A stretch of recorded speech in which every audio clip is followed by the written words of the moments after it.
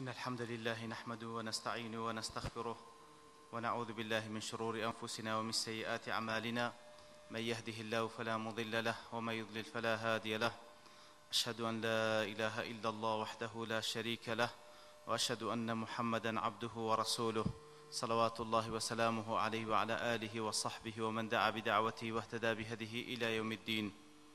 يا أيها الذين آمنوا اتقوا الله حق تقاته ولا تموتن إلا وأنتم مسلمون.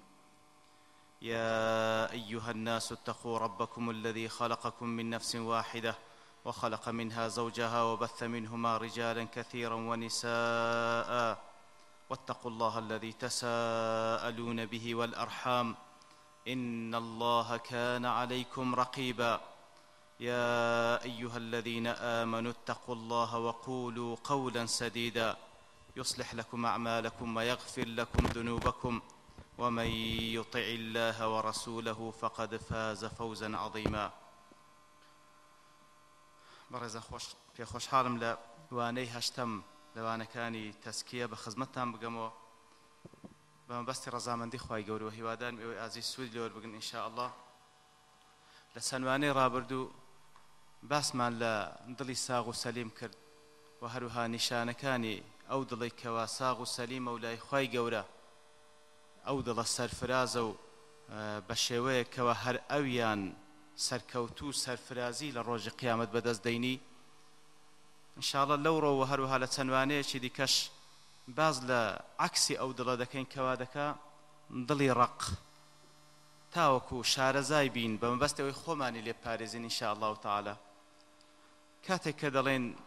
القەلب القاسی، دڵی ڕق، دیارە مەبەست لەو قەسوەتە، ئەو وشکی و ڕقیەیەکەوە تووشی دڵ دێ وەکو عقوبەیەک لە نەتیجەی کردەوەی خراپ کە ئینسان دەیکا. کاتێک کە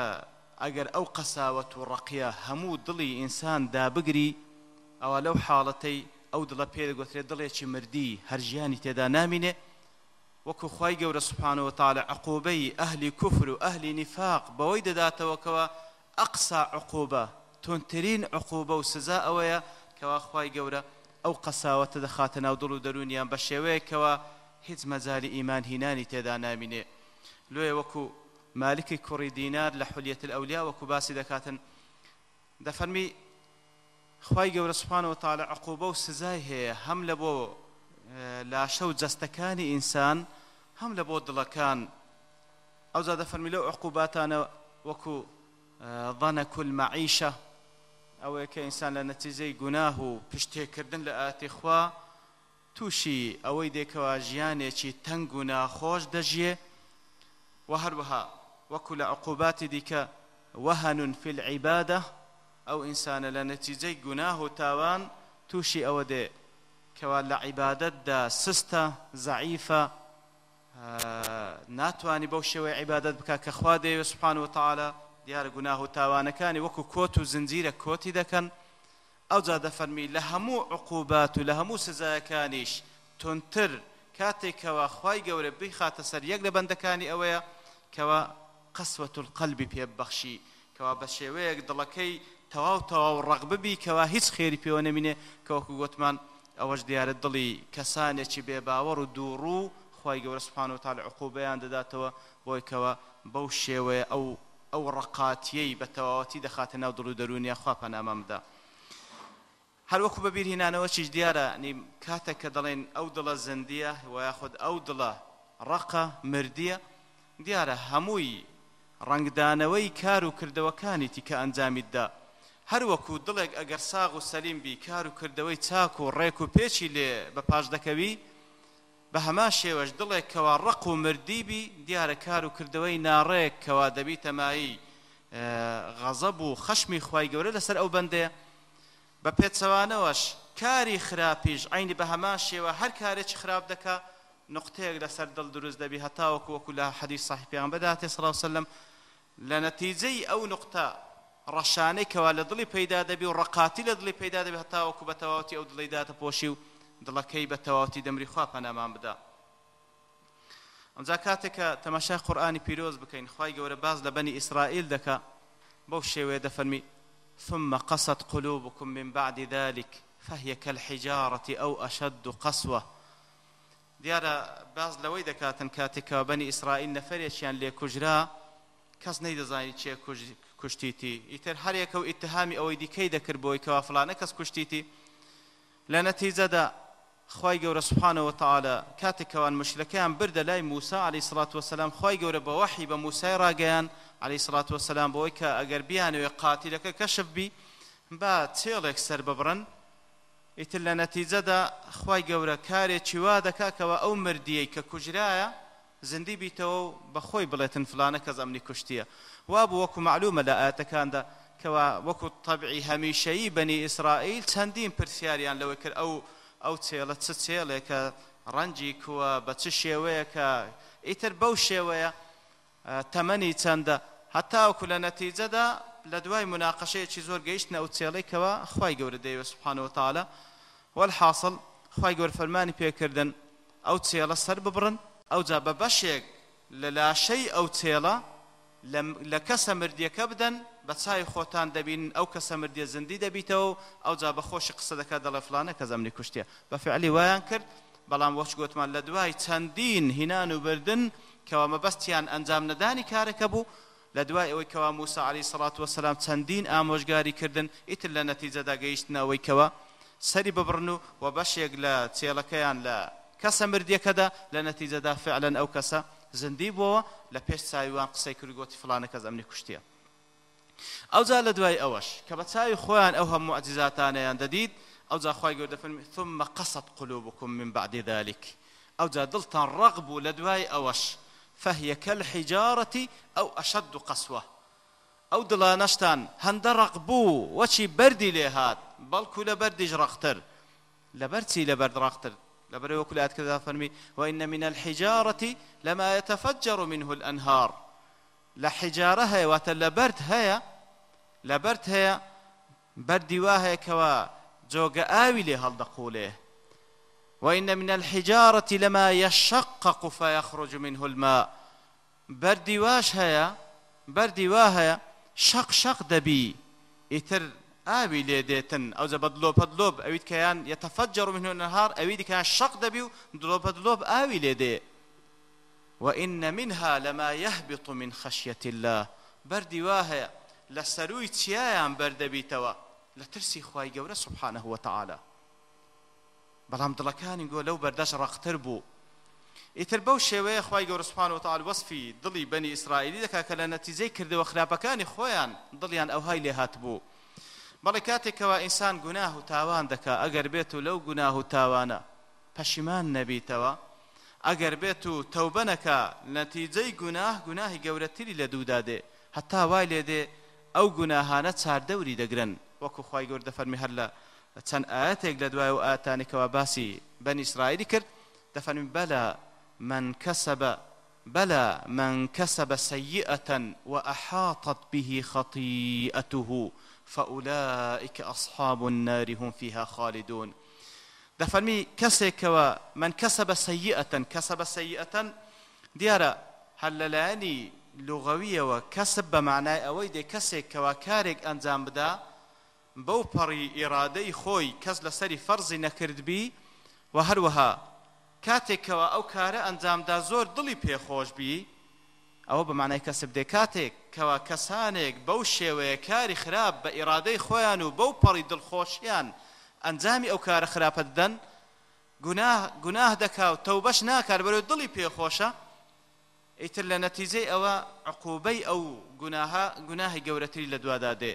هەتا وای لێ دێ گوناهەکان چاردەوری دەگرن و ئەحاطت به خەطیئەته، چاردەوری دەگرن، وای لێ دێ بە هیچ شێوەیەک تروسکایی ئیمان لە دڵی ئەو کەسە نامینێتن، بە هیچ شێوەیەک، بەڵکو تاکە لەزەت کەوا لە ژیانی خۆی ببینی تەنها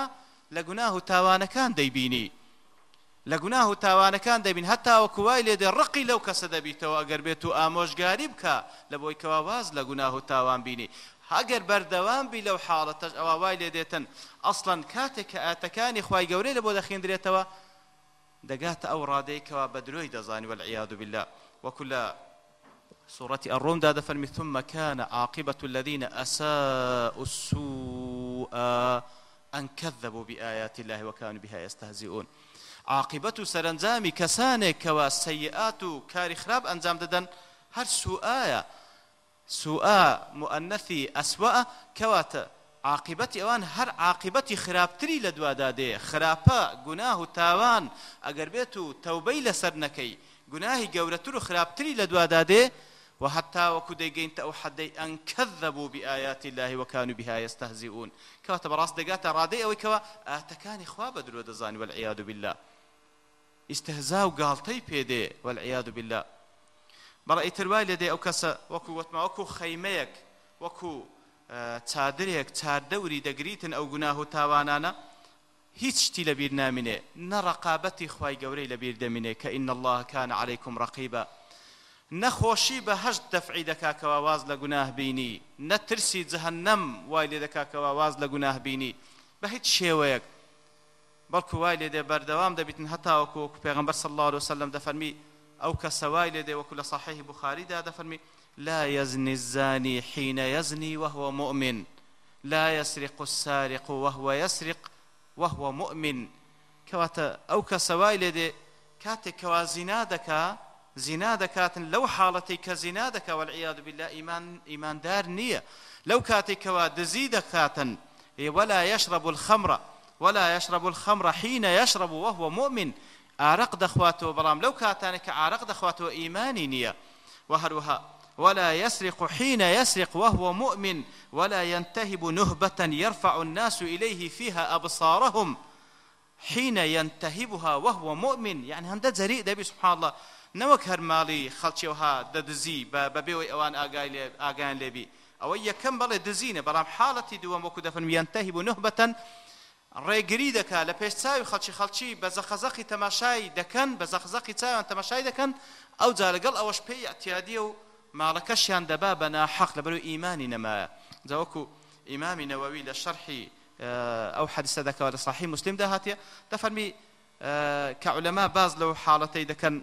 لا يزني الزاني حين يزني وهو مؤمن لكاتي عارخ واردن إيماني نامنة لكاتي دزين إيمان دفرمي والله أعلم أويك أو كسا لكاملي إيمان دانية واتلير دا باز لكمالكي ذكرنا وكوي بوي بتواتي هيز إيماني نمل بروي وكوي اعتقاد أهل السنة والجماعة معلومك عارخورو دزو زيناكرو أو جناه تاوان جوران أجر كسك بحلالي نزاني بكافر نبي بل جناه تاوان باب جناه تاواني كبيرة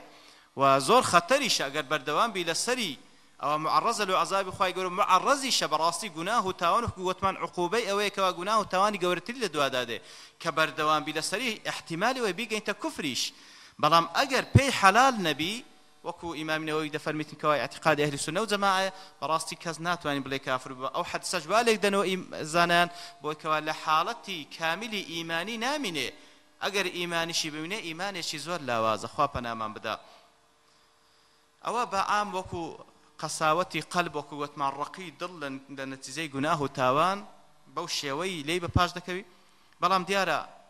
كحالة عامك بقشتي أو كسيشي كافر ومنافق لو حالة عامدا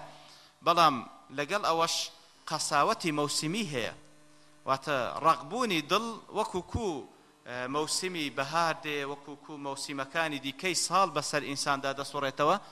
إنساني مسلماني جاري واهي قساوتي موسمي بسري داده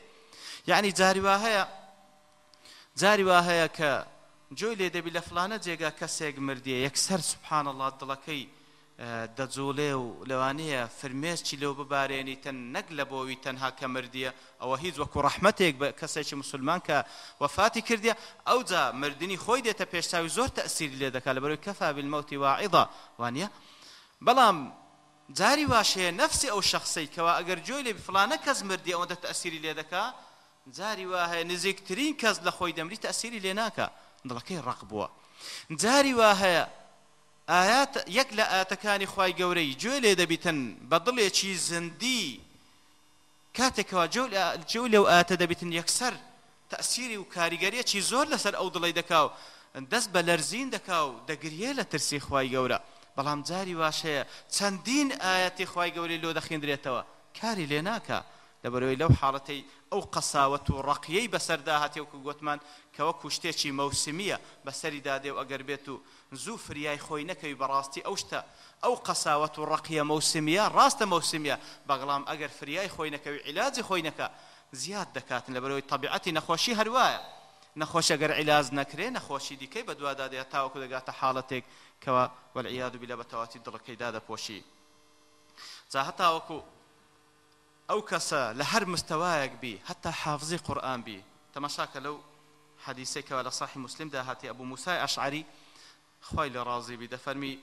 ناردیە دوو ئەو قاریئانەی قورئان کەوا قوڕا بە مصطلحی ئەوان واتە حفاظی قورئان ئەوانەی کەوا حافظی قورئان بوون لە ئەهلی بەسرە ناردیە دوو ئەوان وەکو بڵێ هەندێک ئامۆژگاری و قسەی لەو کردن کە دەفەرمی ئەوانیش ئەو کات 300 پیاو لە حافزەکانی قورئان هاتن لەوێن دەرێ مەوجود بوون ئەوجا دەفەرمی پێیانی فەرموو ئەنتم خیار ئەهلی البەسرە بەڕاستی ئەنگۆ چاکترین کەسی ئەهلی بەسرەنە ئەوجا دەفەرمی فەتلوه ولا يطولن عليكم الأمد بەڵام ئاگادار بن ئەو قورئانە بخینەوە دەوری بکەن لەبەرەوەی طەبیعەتی قورئانی پیرۆز کووە سەریع الحفظ سەریع النسیانە ئەوە شێک لە ڕەحمەتەکانی خوای گەورەیە ئەو کەسێک کەوا قورئان لەبەر دەکات تاوەکو خێرێکی زۆری پێ ببەخشرێ پێویستە بەردەوام دەوری بکاتەوە لەبەرەوەی هەرچەندە بە ئاسانی لەبەری دەکەی ئەگەر دەوری نەکەی بە ئاساندیش لەبیر دەستەوە کەواتە حکمەتی بە ئاسانی لەبیر چوونەوە ئەوەیە تاوەکو بەردەوامی دەوری بکەیەوە تاوەکو بەردەوامی خێر و پاداشتت پێ بگا ئیتر بەو شێوەیە نەسحەتیان دەکات دەفەرمی بیخینەوە فەتلوه ولا يطولن عليكم الأمد لێی دوور مەکەونەوە بە شێوەیەکەوە مدەیەکی زۆر بکەوتە نێوانتان نێوانی قراءەی قورئان و مراجعەکردنەوەی لەبەرەوەی ئەگەر واتان کرد فتقسو قلوبكم ئەگەر واتان کرد دوور کەوتنەوە لە قورئانی پیرۆز دڵەکانتان ڕەق دەبی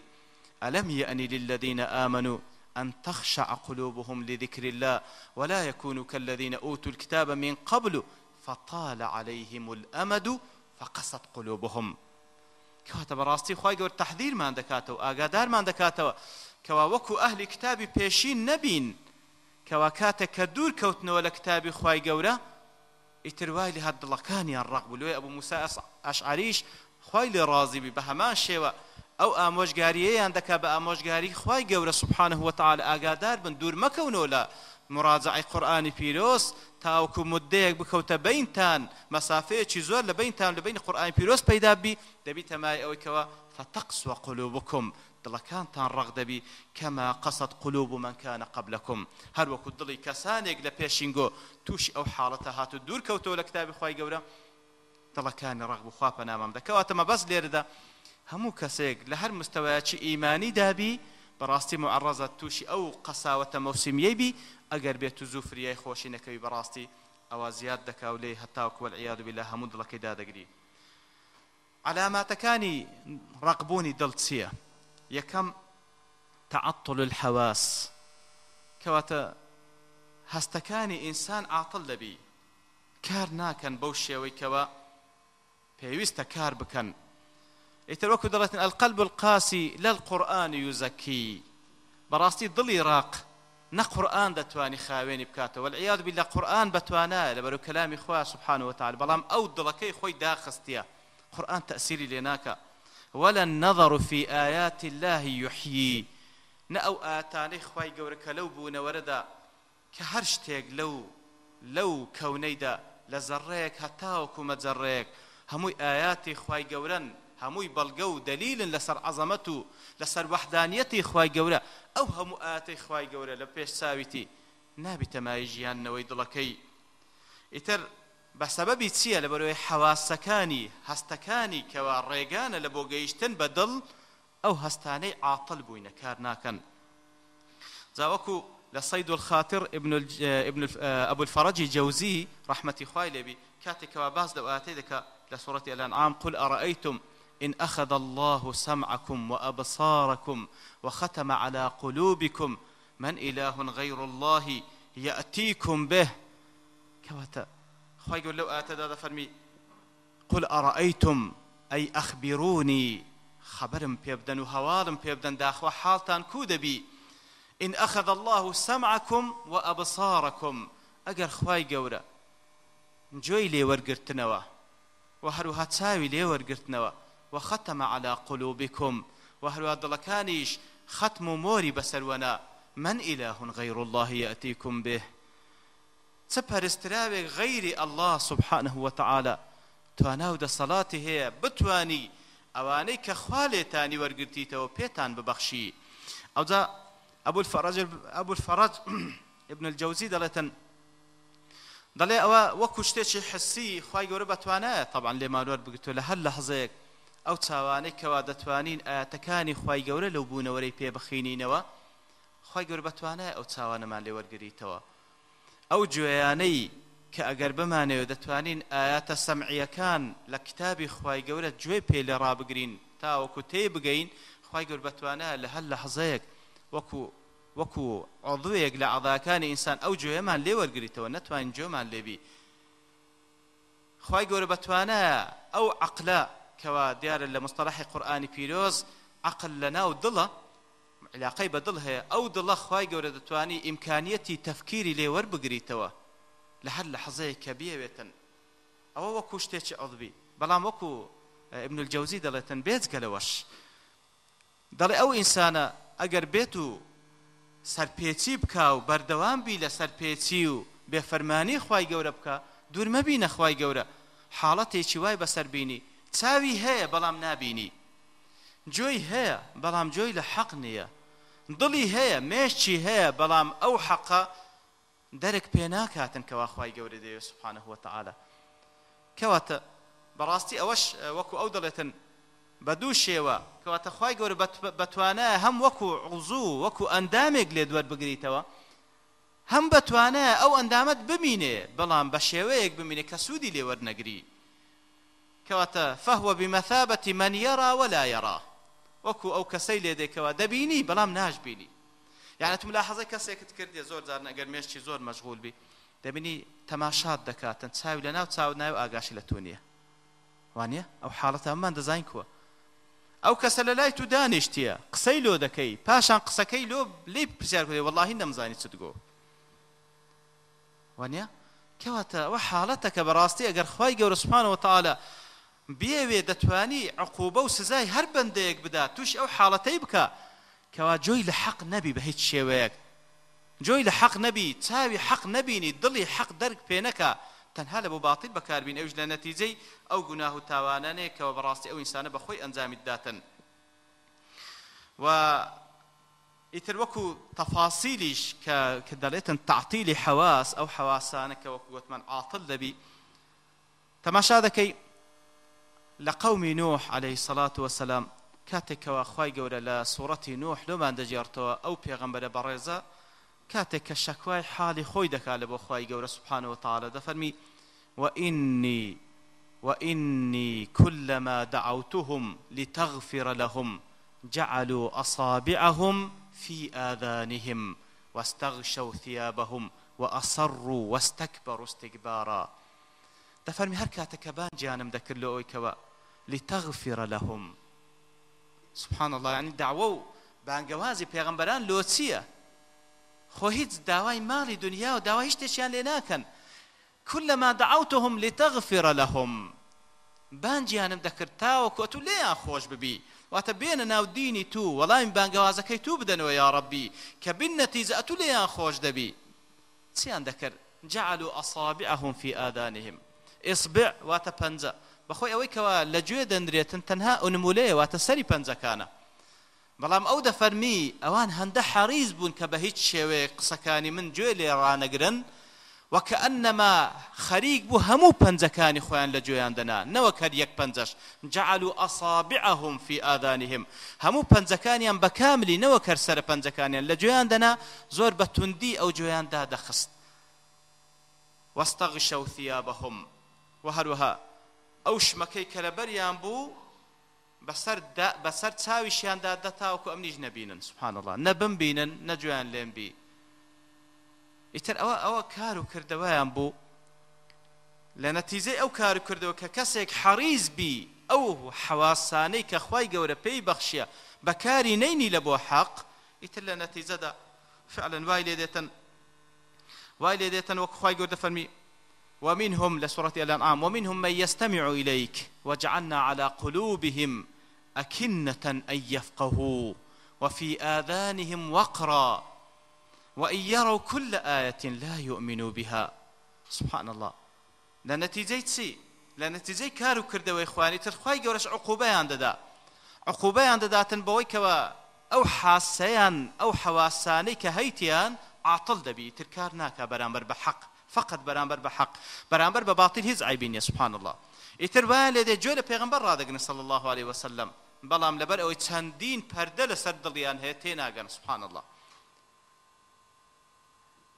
جويل رادقرن بلام وفي آذانهم وقرا قرسيق لنا جوان هي كود الله كسك ككربي دليل مزل جوي كرايا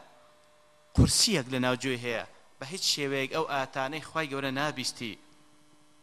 أو خواي جور سبحانه وتعالى فمكاتك أو كسجيشت أو حالتك بخوي حزنك جويل رابقري لحق حزنك حق ببيني كبخوي تعطيلي كر خواي جورش عقوبي دل بروي سنتي خواي جور هروا سنتي خواي جور هروا كسك وبخوي ڕێگای خراپەکاری و ڕێگای گومڕایی بگریتە بەر خوای گەورەش بڕیاری گومڕایی لەسەردەدا کەسێکیش وەلەذینە اهتەدەو و ڕێگای هیدایەت بگریتە بەر خوای گەورەش هیدایەتی دا تەقوای پێدەبەخشی ئەو هیدایەتی ئیرشاد وەردەگری خوای گەورە هیدایەت تەوفیقی پێدەبەخشی لەبەرەوەی خوایەکی زۆر سەخی و کەریمە سبحانه وتعالى. بەڵێ ئیتر دەفەرمی ئەو کەسە کەوا بەخۆی ئیستعدادی نەبوو گوێ لە حەق ڕابگری خوای گەورەش عقوبەی دەدا بۆی کەوا گرانیەک لە جۆی دادنێ بەرامبەر بە گوێبیستنی حەق ئیتر وا لێدە حەق نابیستی. دەفەرمی ئەوجا هەتاوەکو ئەگەر ئەو گرانیەی لە گوێشیتی دەری بینین ئەگەر ئەو گرانەی لە گوێشتی دەری بینین ئەو قسانە ئەو ئاتانەی خوای گەورە بگاتە ناو دڵیشی لەو حاڵەتەی هەر سوود لێوەرناگری وەکو دەفەرمی وەلەو لسورة الأنفال ولو علم الله فيهم خيرا لأسمعهم ولو أسمعهم لتولوا وهم معرضون. كوات أجر خواي يقول بزاني وأنا خير يا بيويا والي دكاك وأنا جوان ليبي وات أو قرصاتي لجوانا خواي يقول لا إذا بلام وأجر واجبك لأسمعهم أجر خواي يقول واجبك كجوان ليبي لو حارة تجديسان لتولوا وهم معرضون ديسان هر بشتي ذكن بهيج شويك آمادنين بقرينوا بهيج شويك آمادنين بقرينا كواتوش همول لنا تزي كارو كردوكاني خوانا يترديار وكو كاتكوا باز لبيشتن دكين هر قصه كدكري بشي جو اوي كوا تنها جوي لرادقري ديجيني تدل يتردل تيدقا كوا بشي جو لو قصاني كدكري تنها بيستنا ورقرتنو نقل كردنا بشي دلج لو قصاني كوا جو لبوي نقل دكا اوي كوا تيدقا بوشي اوي كوا اخوابي سبحانه وتعالى حقتكي تيدقا اقر بمبستيشي تساق جوي لرابقريتن بلام كاتيك كأوكسا جيش تبت حالتك لدرقبون آمادنية جوي لرابقري خواي سبحانه وتعالى دفرمي وإذا قرئ القرآن فاستمعوا له وأنصتوا لعلكم ترحمون. أجر قرآن بيروس خيندراوة زور بتساتشي جوي لرابقرن بيدنق بن تاوكو خواي جورا رحمتان بيبكا سبحانه وتعالى كات لنتيجه ورقتني اتكاني قران ايمان تام بي زيادك وتقوى تام بي زيادك دبيت ما ويك واخوي جورا رحمته بزي خوتان بي دبخشي بلام او كساني كوا ضل يان رغبو اصلا امادنيه جوي لي رابقري اگر جوج لي رابقري لكاتك جوي لي راقرتيا بستيك دكاله قال اويد كقسيك هذاك غاتا انصاتي نبي اگر انصاتي يجبو بشويك فكري لويني كواتي بقى اگر تيج بقى لو فرضنا لحظيك فكري خالي بو اتكاني خواي قولي جولي بو تيج قيشت آمادانية وري بقري اگر وري شي قد آمادانية كاري بيبكا اگر كاري شي بيبكا رياهي تيدادكا كواتب هيت شويك او كسي كوات دلكي رقبو براستي خيري بيونا مني خواب نامان بدا او زالوي وكو بيغمبر صلى الله عليه وسلم كباز دكسانك دكاتن لو حديثي كوا لمسند إمام أحمد هاتيو إمام البانيش دفرمي حديث حسنة عمري كوري عاز دجرتو لبيغمبر صلى الله عليه وسلم دفرمي لسر من بربو بيغمبر صلى الله عليه وسلم دفرمو ارحموا ترحموا واغفروا يغفر الله لكم رحم بخلشي بكن تاوكو خواي يقول رحم تام بيبكا لخلشي ببورن تاوكو خواي يقول ليه تام ببوري أو زاد دفرمي ويل لأقماع القول ويل لأقماع القول. أقماع جمع قمعة. قمع بكردوار خما وزم هالرحتي بيقول الرحتي. رحتي كاتك واتو شتيشي تيدكي مجرد يعني لولا تيدك إلا لا كي كده توخواري ها هز دوري دي كينية. في عمر صلى الله عليه وسلم دفن ويل لأقماع القول وويلا لبو أو كساني كوا أوان جو كانيان مجرد دبيتا رحتيك دبيتا قمعك لولا قسكي لبودي لولا دردستو ببي أو يبستنا وضلي وري بقري سبحان الله. ويل لأقماع القول. زال باشا يزد فرمي ويل للمصرين الذين يصرون على ما فعلوا وهم يعلمون. وويلا لبو أو كساني كوا مصرا بيدا دقرن لسر قناه تاوان دجزانا أو قناه تاوانا أو جا بردوامشن لسري وبشمانش نابنا وخافنا ما بدا. وهروها بەرامبەر بە بەسەڕ وەکو باسمان کرد بەگشتی بە چاو ئەو کەسێکەوە دڵەکەی قاسیە وای لێ دێ ئەو چاوەی کۆرە دەبی بەرامبەر بە حەق وەکو خۆی گوڵە سوڕەتی الکهفدا دەفەرمی وعرضنا جهنم يومئذ للكافرين عرضا. چێن ئەو کەسانی کەوا خۆی گەورە دەفەرمی کەوا ڕۆژی قیامەتێ جەهەنەمیان لە بۆ عەرز دەکەین لێیان دەینە پێش تاوەکو بیبینن پێشەوەی بستنە ناوی تاوكو عذابي دروني بخون بيش أو بسننابي شين أو كسانة يا رب العالمين الذين كانت أعينهم في غطاء عن ذكري وكانوا لا يستطيعون سمعا. أو كسانة كوا تاوكان يام پردي لسربو برامبر بذكري خواي قولا ولا وكانوا لا يستطيعون سمعا. وهروها تواناو آماد باشيان تيدا نبو تاوكو أو سمعيان جوي لآتكان خواي قولا بي كواتا أغانيش بهمان شوا أو تاويان أصلا پردي لسر بلديتني حق أجر تاوي شي بيديت با أو لدل دا هر كوربو لدل دا هر كوربو كواتا وكو زانيان كباز لو شوا لو كسانة دكن كوا بو شوا دليان قاسي ويتر تاويان پردي لسر دروز بوا برامبر بحق دفن وكو أو كسانة كسيك بخوي نابي بنسبة آية هاتني روج وروج هالات هست تأثير شي هيا ديار تأثيرين كواتا كسيش كوا أو ضلي قساوة رقيقة وتبتناوي برامبر بحق بديتني حق أو هم آتانا بهماشي وكو كسي نابينا برامبر با هاتني روج وهلاتني روج خافنا ما بدا. وهروا حتى وكو بنسبة لسان زمانكشي أو كسي كوا دڵەکەی ڕق بووە ئیتر ئەو زمانە دیارە زمان حاڵی دڵە بەڕاستی لەبەرەوەی وەکو گوتمان بەڕاستی کردەوەکان ڕەنگدانەوەی دڵە و کردەوەکانیش تەئسیریان لەسەر دڵ هەیە. ئیتر ئەو کەسێکەوە دڵی ڕق بووە ئیتر ئەو زمانەشی لە خێر ناگەڕێ سوبحان الله. لاڵە بەرامبەر بە حەق بە هیچ شێوەیەک ئامادە نییە کەلیمەی حەقی بەسەردا بێ بەڵکو مجرد ئەو کەلیماتانەی کەوا دوورە لە حەق باتیلە لەهوە عەبەثە زۆر احتیادی بەسەر زمانی دادێ. جا وەکو پێغەمبەر صلی الله عليه وسلم کە باز لە ئافاتی زمان دەکاتن وەکو لە صحیح بوخاری دەفەرمێ وإن العبد ليتكلم بالكلمة من سخط الله. بەندە جاری وەها یەک کەلیمە قسە دەکا یەک کەلیمە قسە کەوا ئەو کەلیمە قسەیە دەبیتە مایەی تووڕەبوونی خوا سبحانه وتعالى غەزەبی خوا. ئەو کەسەش کە دەکا لا يلقي لها بالا أصلاً ببي اهتمام وديكا هيت حسابك لوناكا وكو قسك بسرزاري دادي يهوي بها في جهنم أو ذا دسيت ناو جهنم وشور دا بتوبو كلميك وكردي أو ببي أو اهتمام يبدأ وكو لا حديثك كوا إمام أحمد رواتي كرديا لو اندر دفن ميتن يهوي بها في جهنم 70 خريفا. سبحان الله 7 صال في دستخواره 7 صال في دستخوار بهيك كلمة كواتا بلام أو كسي كوا دڵەکەی قاسية بي اعتيادي هر كلمة بكاتن لو وكو كباز لابن هانئي أندلسي ذكر دڵەکاتێک كوا وصفي أو خليفة ذكر الخليفة المعز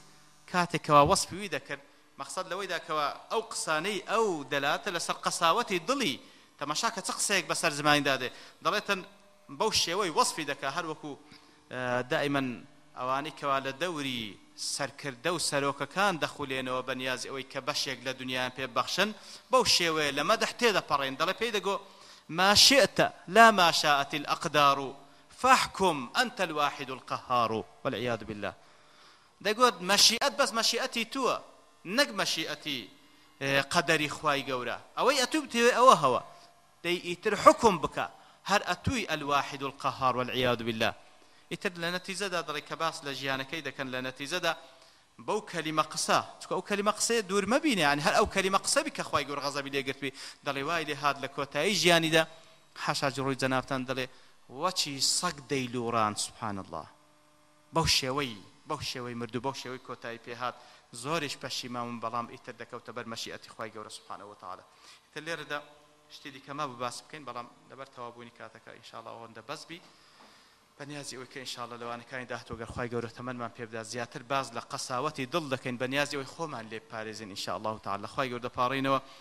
دڵەکانمان زندی بکاتەوە بە نووری ئیمان ئینشاءالله تعالى، بە نووری قورئان، بە فەرمودەکانی پێغەمبەر صلی الله عليه وسلم. خوای گەورە وەکو هیدایەتی داینە، خوای گەورە زیاتر هیدایەتمان پێبەخشی و تەوفیقمان بکە لە بۆ کار و کردەوە و گفتاری چاک کە ببتە مای ڕەزامەندی ئەو ئینشاءالله تعالى. سبحان ربك رب العزة عما يصفون وسلام على المرسلين والحمد لله رب العالمين.